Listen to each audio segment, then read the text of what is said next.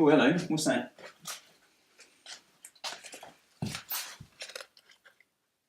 She leaves me roses by the stairs. Surprises let me know she cares.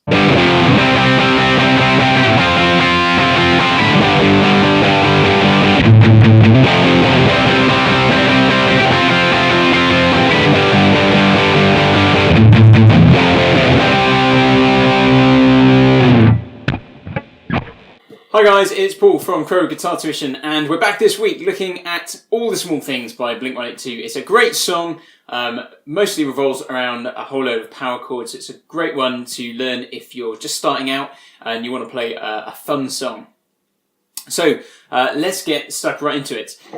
What you need, first of all, is you need a kind of nice distorted sound, which has got a kind of nice tight sound generally. The sound I've got isn't particularly tight, but I'm just working with what I got at the moment. So, song starts off with 2 power chords in quick succession, 2 down strums, and we're starting with a G power chord, so our root on the 3rd fret on the 6th string, and then down to an F power chord at the 1st fret, and all we're doing is going. So it's really quite quick. It's deceptively tricky actually. It looks simple, but the speed of it is just, you've got to be quite quick on it. So standard power chord shape. And then the main kind of chord progression starts off with a C power chord with its root at the 3rd fret on the A string.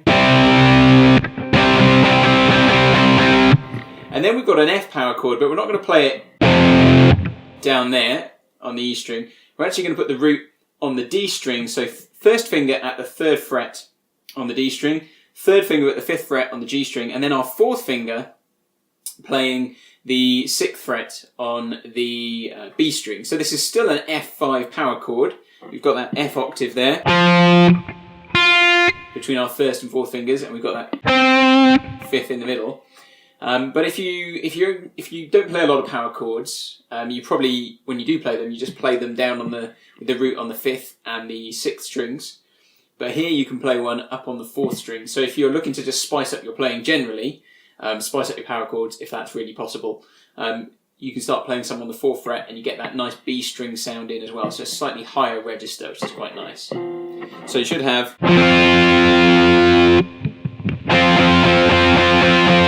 I would just, in terms of strumming these chords, I do down, up in 8s.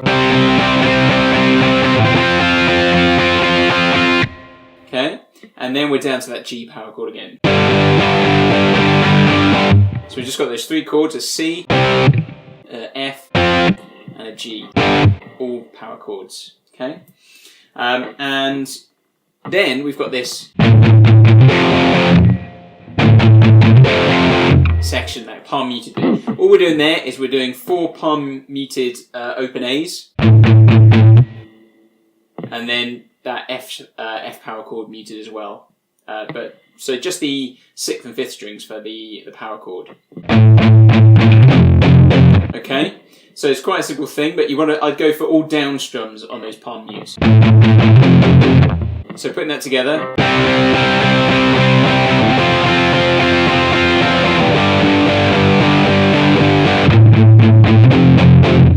And just to say as well, when you're playing at speed, you'll probably find that between those chord changes, you'll get some incidental kind of notes, so some open strings. So if you listen carefully to what goes on here.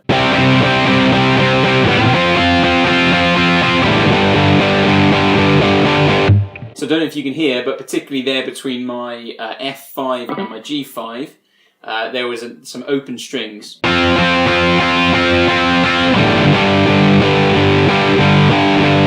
So hopefully you can hear that. That's just a quick way to move chords. When you're playing something really quick on that kind of 4 and beat of the bar, you can come off as you move to the next thing, and you'll get those open strings between them. But on the whole, people won't even hear it, and it just sounds great anyway. But it helps speed up those changes.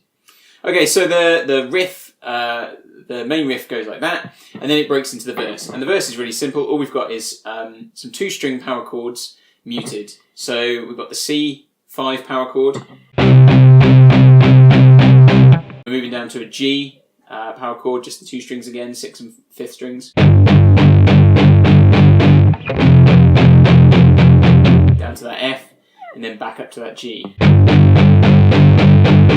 So you've got C, G, F, G.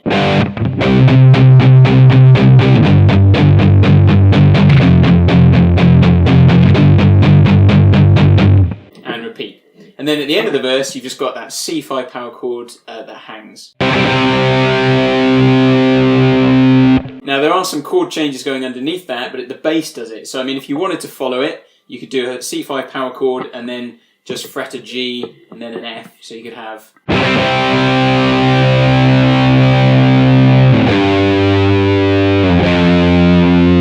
But to be honest, I would let the bass take that. Then we hit the chorus section, and it's just 3 power chords again. It's just our C, our G, and our F, repeated.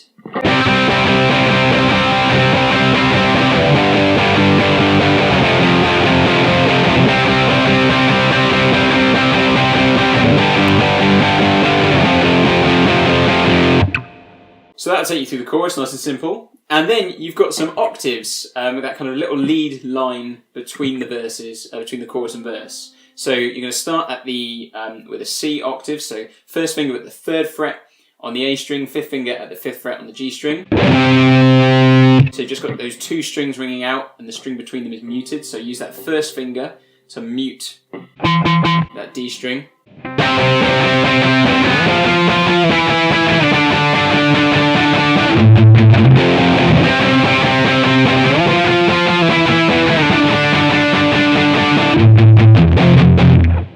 So all we're doing there is we're starting at that C octave, then we're moving up to an F octave, so that's with the root on the A string at the 8th fret.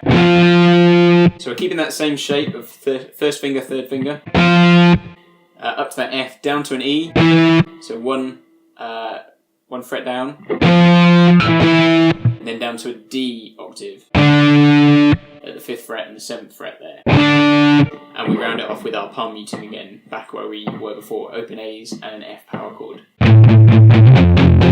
So if we were starting at that C octave, we'd have...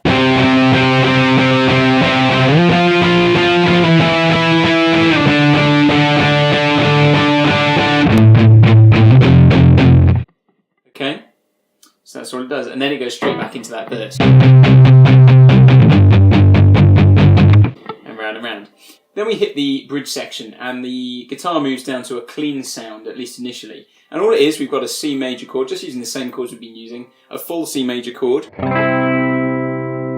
3rd fret there, and then we move to an F bar chord, and then to a G. And that repeats round and round.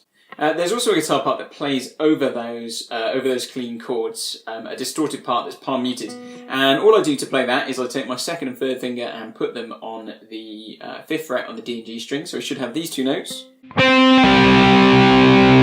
And in a moment we'll palm mute through those. I would also put my 1st finger down at the 4th fret on the G string behind that 3rd finger, because we're going to move to that note in a minute. We're just going to lift off that 3rd finger and get there. But all we're doing is we're palm muting those 2 notes at the 5th fret, starting on the G string.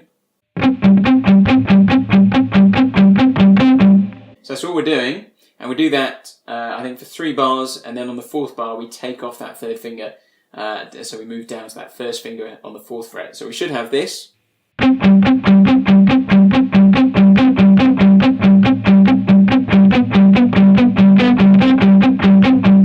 so on, it goes on round and round. Once that's finished, you go back into the chorus section again. So that's pretty much the whole song. The only thing that changes is there's a nice little palm muted section that just falls in the last part of the song. So if you listen to it, you'll hear at some point near the end as he's singing My Little Windmill, you'll hear this section.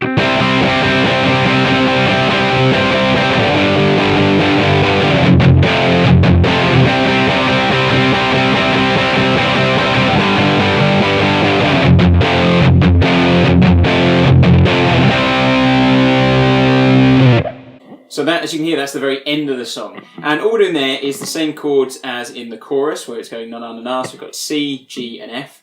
But when we get down to that F, we're going to do palm muting and then hit the whole chord. So just palm muting on the 6th string. So we're going... and that's really all you're doing really for that whole section. So you've got there.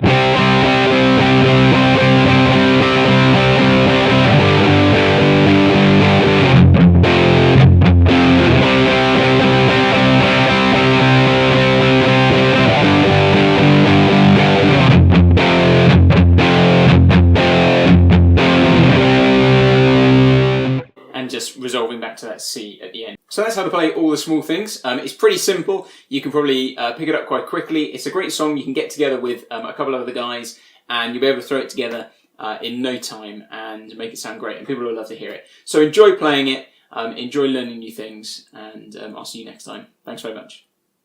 Hi guys, thanks for watching. For more guitar tips and video lessons, click on the subscribe button down below and let me know in the comments what songs or video lessons you'd like to see. If you want to keep up with some of our news, you can like us on Facebook or follow us on Twitter, or you can always check out our website, crowboroughguitartuition.com.